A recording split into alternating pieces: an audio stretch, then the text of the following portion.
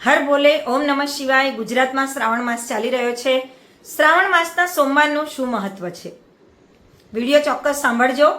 શ્રાવણ માસમાં આશુતોષ ભગવાન શંકરની પૂજાનું વિશેષ મહત્વ છે। જે દરરોજ પૂજન ના કરી શકો તો સોમવારે જરૂરથી શિવ પૂજા અવશ્ય કરવી જોઈએ અને વ્રત ઉપવાસ રાખવો જોઈએ। સોમવાર ભગવાન શંકરનો પ્રિય દિવસ, એટલે જ સોમવારે શિવ આરાધના વધુ કરવી જોઈએ।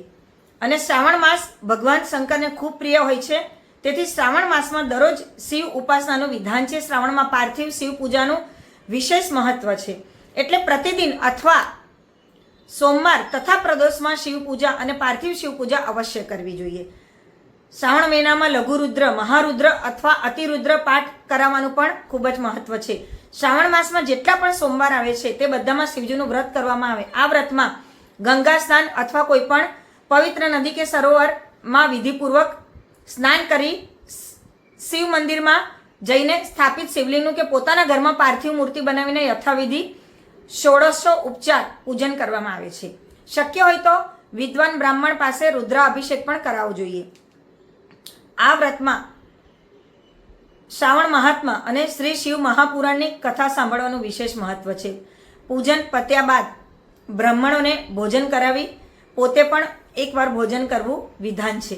ભગવાન શિવજીનું આ વ્રત ઘણા લોકો 16 સોમવાર કરતા હોય છે, ઘણા લોકો 4 સોમવાર કરે। શ્રદ્ધાથી વિશ્વાસથી આખો દિવસ શુદ્ધ આચરણ બોલી શિવમય બનીને ઉપવાસ કરવાથી 100% પરિણામ મળે છે। ફક્ત કેળા અથવા દૂધ કે દૂધની બનાવટથી આખો દિવસ ઉપવાસ કરીએ તો વધારે સારું। અને ઓમ નમઃ શિવાયના જાપ કરવા કે શિવાય નમઃ અથવા શંકર ભગવાનના સ્તોત્ર મંત્રનો વિશેષ જાપ કરવો। ઘરમાં કોઈ રોગ હોય તો મહામૃત્યુંજય જપ, એની પૂજા અને હવન જાણકાર વિદ્વાન પાસે કરાવવું જરૂરી છે। સૌ પર શિવ કૃપા બની રહે આશા રાખું।